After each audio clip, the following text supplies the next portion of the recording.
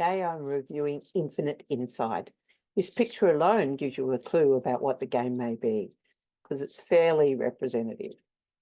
I really liked this game. It was peaceful, there wasn't any violence, and it was full of puzzles. This game is definitely one for the mind, especially for shape puzzle solving. But I found that it also helped my memory as well. Technically, it's not a game for physical fitness, although later in this review, I'll cover the workout that my arms actually got. I wasn't aware of any specific accessibility settings. I'm not saying that there are none, just that I wasn't aware of any. Here's marketing material outlining the premise and the storyline. In the end, it didn't feel to me that there actually was a lot of storyline. However, instead, it's about that puzzle solving, which I really enjoyed. My review is only based on PlayStation5 VR. That's the platform that was originally purchased for younger members in my household that I have the fun of using. The game Infinite Inside actually plays on other platforms, and it's apparently got an augmented reality component as well. However, that's not on PlayStation. So my review is only about the VR, not the mixed reality aspects. Basically, there are 5 worlds, or levels, or chapters, or whatever you want to call them, each getting progressively more complex, which is kind of what you expect. 1, 2, 3, 4, 5. Although I have to say, I found level 2 the hardest to complete. And in a parallel conversation, so did my husband. But I suspect that is because the game and the style of navigating was new to us, and the overall structure of the world has multiple parts to it. There's downstairs, there's upstairs, there's exits to the sides, where there's more stairs with upstairs and downstairs. And I felt that I was running around in circles, which actually on level 2, I did do a lot. But having said that, there is sheer pleasure when you solve something or you realise that you remembered where something was. That delight brings a sense of achievement. More fundamentally, it helps restore a sense of you and worth to yourself. As flagged, the majority of this game is about puzzles. You find the pieces, you put them together, you go exploring, you look, you think, you open everything that you can possibly open, and you just have fun. So come on, let's have a look at some of that gameplay and some of the associated images. At game start, you're in what I call the home room. It's where a giant rock structure, it's actually the plinth that's referred to in the game, it rises before you and you begin your quest. Luckily, the first puzzles are very simple. You find the pieces and you fit them together. You place the completed shape into the right spot on the plinth, and you then work out how to enter the bigger plinth itself. This becomes a key part of the game. It's here that you meet your helper.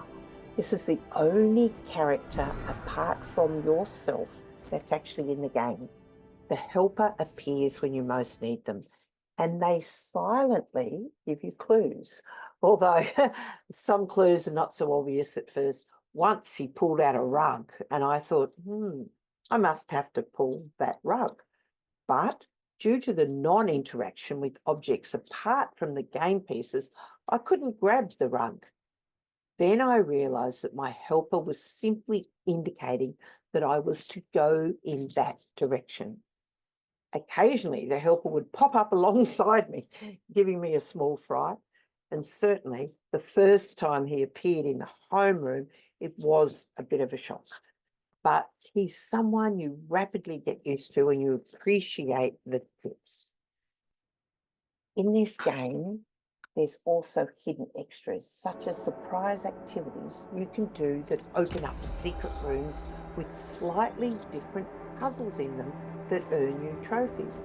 Here I am earning the second secret. It was a barrel that I had to put together. And the third secret, it was an alarm clock. I discovered these, but my husband, who was also playing the game, he didn't.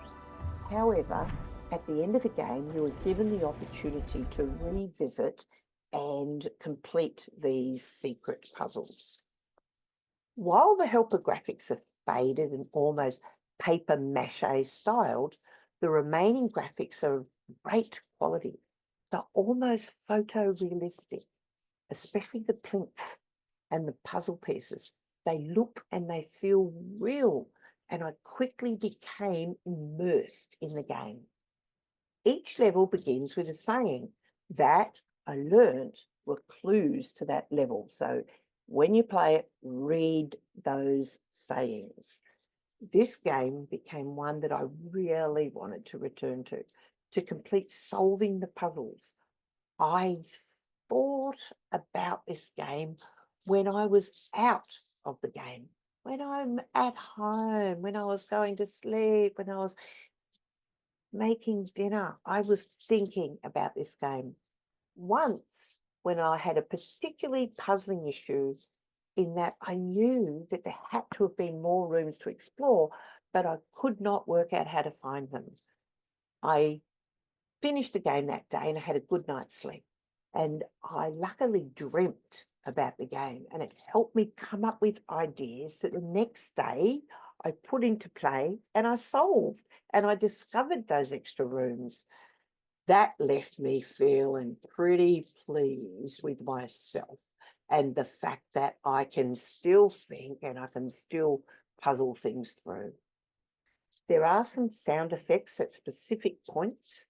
However, overall, the game is mostly silent. And that's why I found it peaceful and relaxing. How to move in the game, the mechanics. Basically, there are two ways to move in the game. To move between the world, the levels, you use the statue of your helper and you place it in the plinth, or you stand it on other structures that you'll find, and that will let you know where you will get to go. This is actually an important point because in some of the levels, there's multiple levels within a level.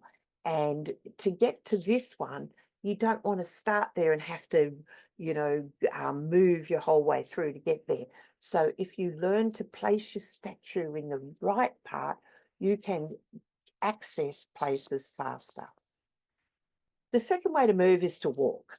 Well, you don't really walk. What you have to do is you reach your hand out and you snatch a glowing orb, and that instantly transports you to where that orb was. Versus in other games, you use commands to walk and the various other movements.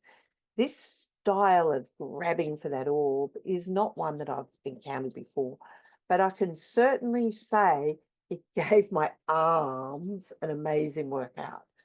In fact, I'm thinking I may replay this game specifically to help exercise and reduce my arm flaps. I didn't experience any motion wobbliness in this game. And frankly, I'm a person who does experience that. When I was younger, I used to get sick on boats, and in some VR games, I get headaches or I get disoriented. I didn't feel any of that in this game. Obviously, how long it takes to complete the game varies per person. I found some puzzles far easier than others, but I like that. I like puzzles that I have to puzzle over. Do be aware that all puzzles are of the 3D geometric piece together style. So if spatial skills or puzzles of that type is not your thing, maybe this game is not for you. I have arthritis in my hands, and I'm pleased to report that despite a lot of this game is about moving your hands to rotate the puzzle pieces into different orientations to try to fit them together, My hands did not suffer, and I did not experience any pain from playing. My arms, well, that's a different story, but they did get that good workout and they need it anyway. In summary, I liked Infinite Inside a lot, even although in the end the game was shorter and less deep than I'd hoped for, but it was immersive fun. I did not understand the ending. It seemed to just end without great fanfare. Apart from this mysterious scene that for whatever reason I just didn't get the significance of. But hey, in my opinion, Infinite Inside is well worth a play, and it's very cheap, and also it's worth replaying for sure. Enjoy.